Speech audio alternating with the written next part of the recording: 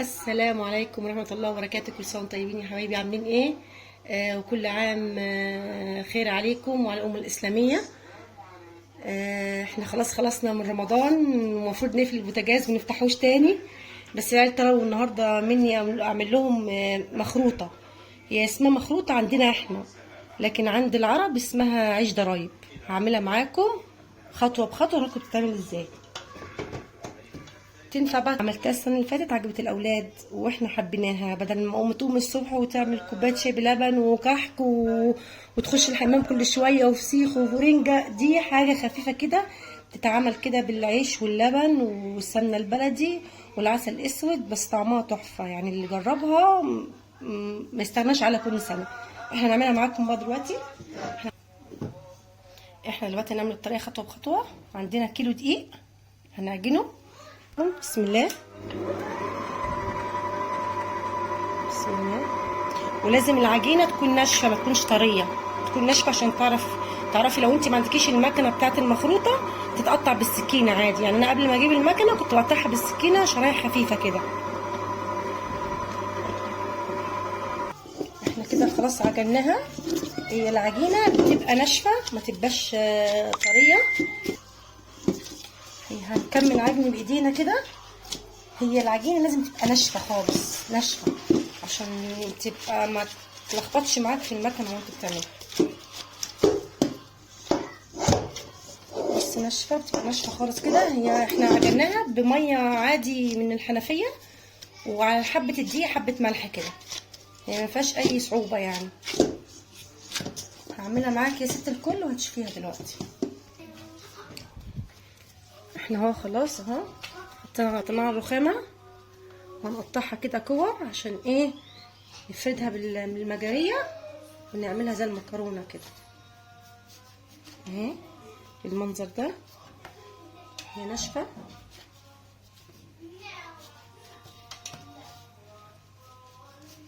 انا دلوقتي بعجنها معاكم وفاضل على الصلاه 4 ساعات. انا اكلها لهم قبل ما يروحوا يصلوا، وان شاء الله هناكلها ونروح نصلي ان شاء الله باذن الله.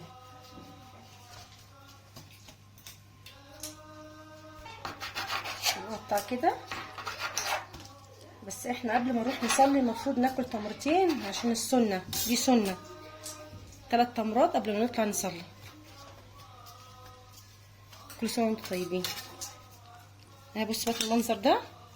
هي بتبقى ناشفه كده، بصوا هي لو مش ناشفه تلاقيها كلها لزقت في بعض. تبقى بالمنظر ده اهو. هنوريكم خطوه بخطوه دلوقتي. كده هناخد العجينه كده اللي احنا قطعناها ديت، وهنحط دقيق كده. لازم تحط دقيق كتير عشان وهي نازله تنزل معاكي بسهوله. تفرديها كده. طبعا لو عندك مكنه جديده اللي هي بتاعت المخروطه دي هتنزل، يعني انت مش طبعا انت مش هتفردي بالمجاريه كده، عشان خاطر انا بتاعت المخروطه بتاعتي بايظه، ما بتفردش، بتعمل بس المكرونه بس الطاوله الشعريه. حطي دقيق كده ولازم تبقى خفيفه.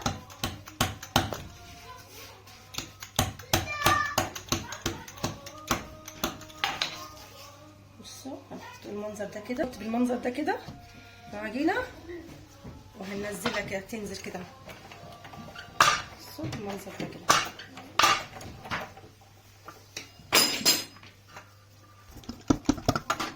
المنظر ده كده. وهنحط كده الدقيق فيها.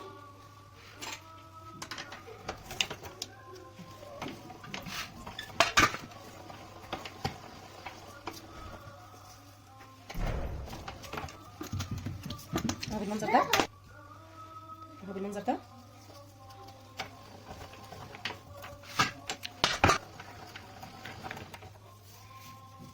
اهو نحط عليها دقيق كده كده.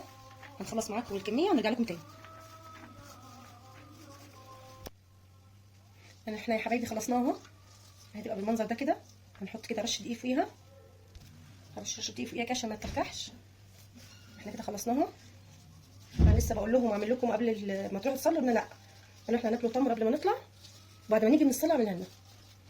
وانا مش عارفه، محتاره اكلهم بعد الصلاه ولا قبل الصلاه. بصوا اهو بالمنظر ده. حطينا الحله اهي على النار، وحطينا عليها كوبايه ميه اهي بتغلي معاكم، وهنحط على كوبايه الميه كوبايه لبن. دي حاجه اكيد اللبن دي. وهنحط معلقه سكر، وهنحط معلقه كده زبده. هي ما تحلاش الا بالزبده البلدي، هي بالزبده فيرن، يا دي يا دي، بتبقى طعمها حلو خالص. هي دلوقتي غليت اهي، هي دلوقتي غليت معانا اهي تغلي.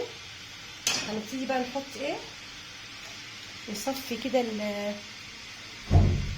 المخروطه. في ناس بتسميها دوسيه، بس الدوسيه دي المبخره اللي هي في حله البخار. ممكن تعملها في حله البخار وممكن تعملها باللبن عادي.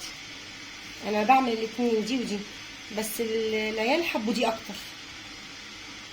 هي بصراحه اللي جربها يدمنها، طعمها بتبقى خطير. اهو نحط كده واحده واحده كده، نوزعها كده. بس لازم الدقيق ما نحطش الدقيق معاها، نصفيها كده، نعملها كده.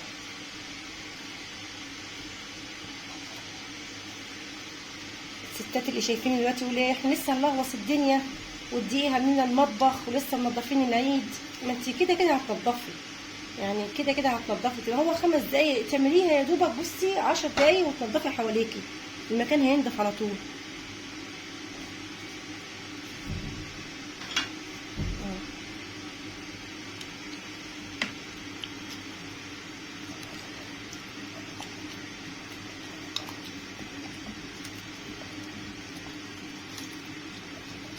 نعمل كده بالراحه شويش.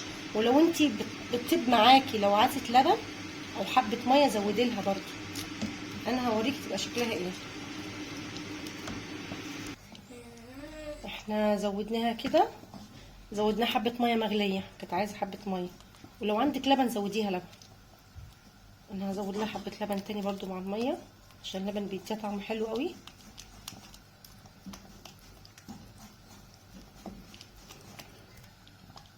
احنا زودنا حبه لبن على ميه، وهنحط بصوا معلقه سكر تاني، يعني 3 معلقه سكر كده. بتحط عليها عسل اسود، بس يعني لازم السكر مع اللبن بيديله طعم حلو يعني. والله بقى لو عندك فانيليا حطيتي كيسين فانيليا، بس ما عنديش فانيليا.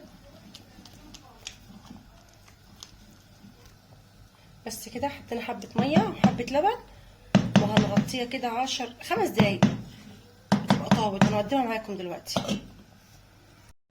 احنا خلاص كده نبص عليها اهي. الله على الجمال، هي كده طابت اهو. بصوا بقى بالمنظر ده، وما تخافيش عليها تقولي يعني لما اغطي عليها تكلكع، لا لازم تغطيها 5 دقايق. هناخدها كده ونحطها في القصعه، هنفضيها بسم الله.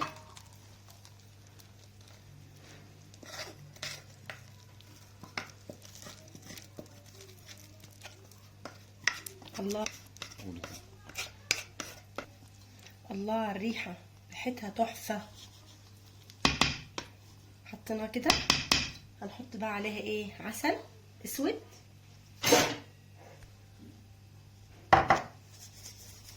هنحط عليها عسل اسود كده بالمنظر ده.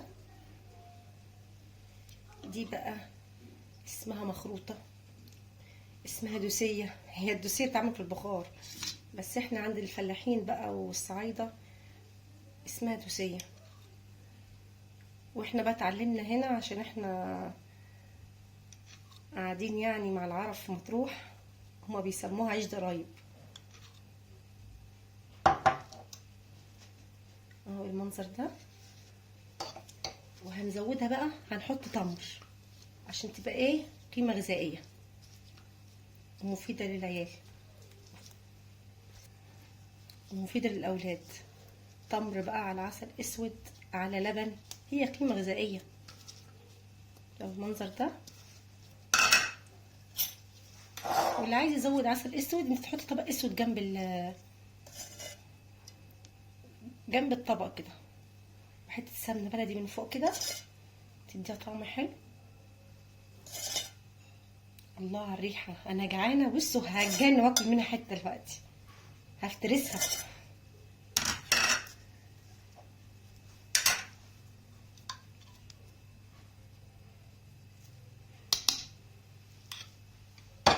كده في نهايه حلقتنا احنا كده خلصنا العيش الضرايب ولا المخروطه، سموها زي ما تسموها، بس هي حاجه طعمها تحفه تجنن. كل سنه وانتم طيبين وعيد سعيد عليكم، واشوفكم في فيديو جديد. مع السلامه.